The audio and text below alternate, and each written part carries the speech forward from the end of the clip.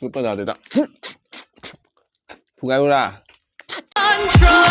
Nang na lido to.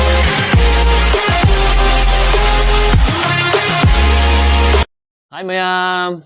Ahmada mayambu taramna arje mitay ma gaidi khorumjari. Mayam khoi kari ngasi cha doino mayam ngasi khoi gi cha de khoi thoroi ni. Mayam khoi thoroi challenge ni to doise mayam.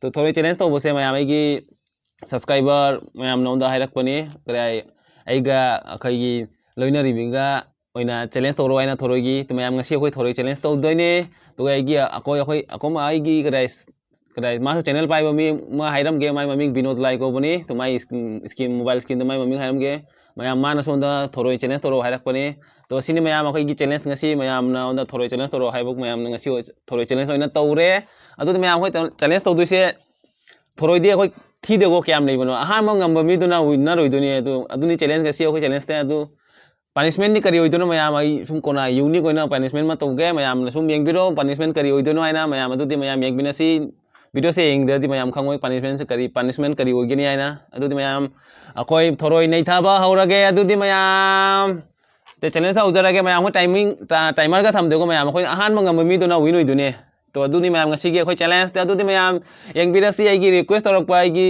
ichini na hai tare mayam honda request torok pa thoroi gi krai challenge toro na tu mayam ngasi tobire mayam yeng biro yenga ga mayam afa comment tharo te mayam adu di khoi haujara ge challenge te to haurasi hora 1 2 3 let's go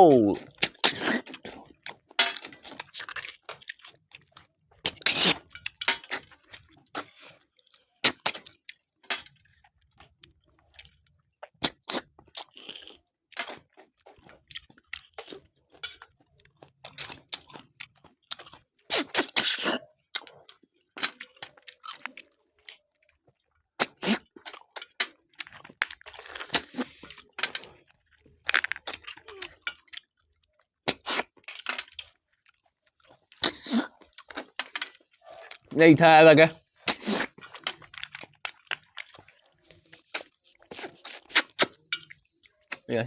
xin cớ không được nè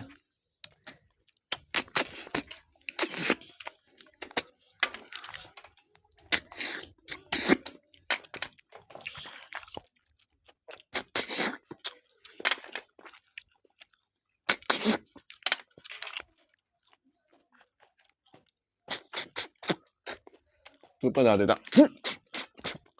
Thu gái ra. chaba hey.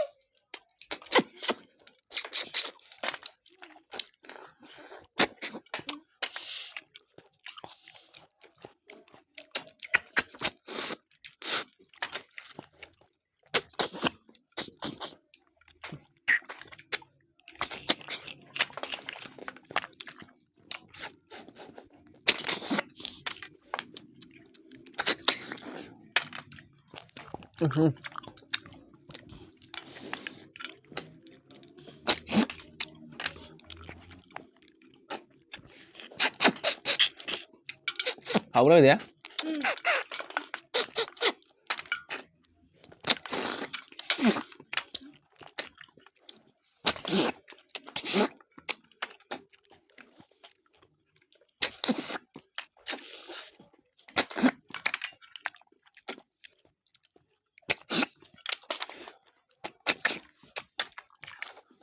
Tấm đâu nữa.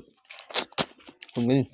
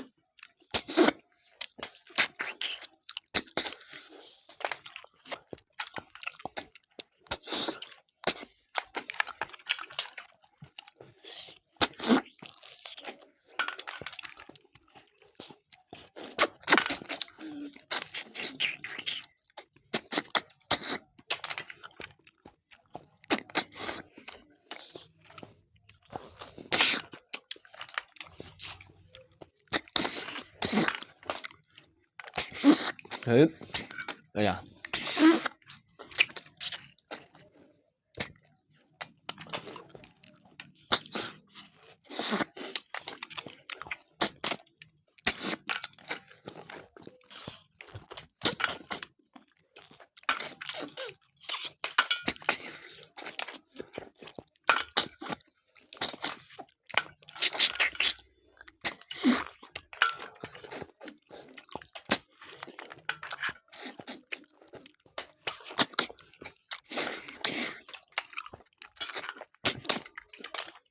Ay nahali mayam pass.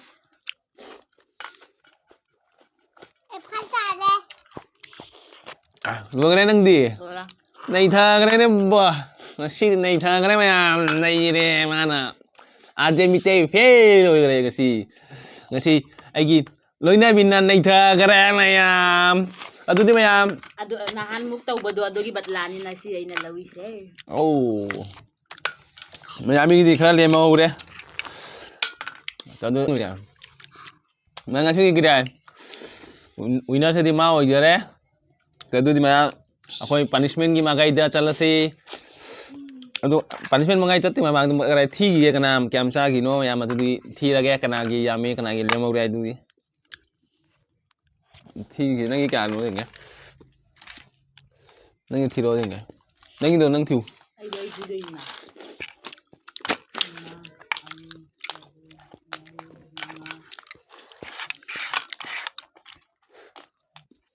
anh amma chai rồi mấy em có kana kyam cha đâu nó thi la ge ani taruk taruk 6 1 2 3 4 5 6 6 7 8 9 10 11 12 13 30 14 15 16 17 18 19 20 21 22 23 24 25 26 27 28 29 30 31 32 33 34 35 36 37 38 39 40 41 42 43 44 45 46 47 48 49 50 50 51 52 53 54 55 56 57 58 59 60 61 62 63 64 65 nang kya 74.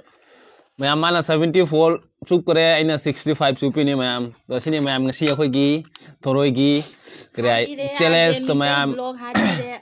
adu di mayam akhoi mathang da punishment gi magai chala se ta ba su loi jare adu di hajik punishment gi magai da chala se to punishment kari oi to no to mayam mada punishment kai no mayam haijaro mayam da puthoro na nai punishment kari pi doi no haija Talaga nasi din nungai dorida. mayam kulkuri ne kulkuri se sugai ro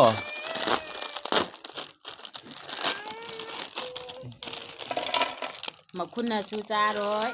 Adu gai makuna su pai ba ja de pukham do nang kari na cha de ba ja ha mai. mai krai mai cha dui ni na dui mayam makuna su pai makuna su ina cha dui na te Makuna su pai ba ja rồi. Gai di pukham da su pai ba ja rồi. pokong pa bi da ro te punishment ngasi punishment sin nei thare ne onda di Nahan mungkin nang na mana pai da ong da. Nahan mukta nang na ong da mana pai na.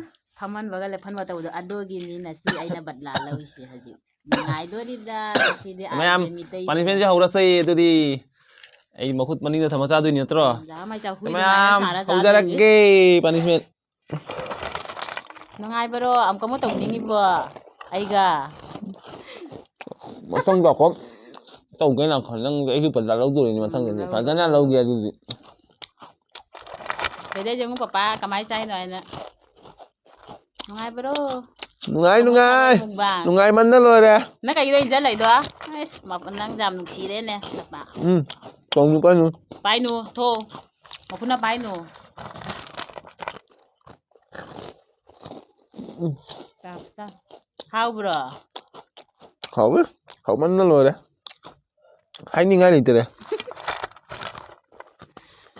nang tong cái nào hả Nung ai dong kan ni la sige punishment se di.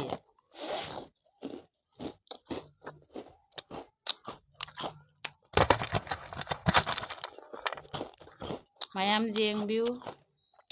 Machin na chari se pukham da. Chip chari se. Nungaybideda aje mitay siya na sidi. Ithare nangna. Nang nanutigi naman jabra ne adugi nina.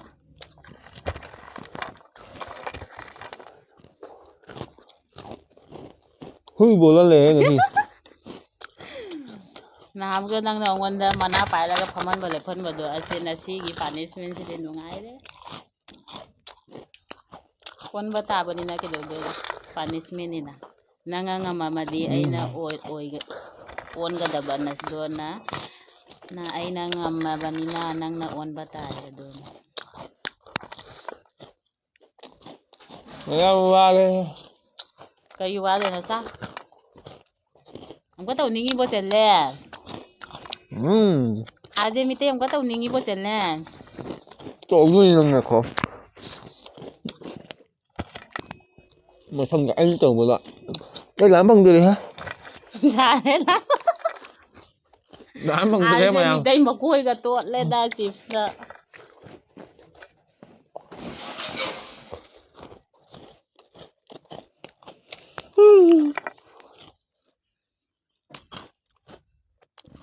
Ra sẽ để xe sân không? Ấy còn một đó. Mayam adudi may punishment siya loijare mga kagleme chips. Nungay baro atay to ningi bom ka. Tàu tôi nên mà thăng là gì năng người nào phải ra ăn ấy thay cái này mà nè. Tôi thì mày ngay khi video đấy share lại cho là đi.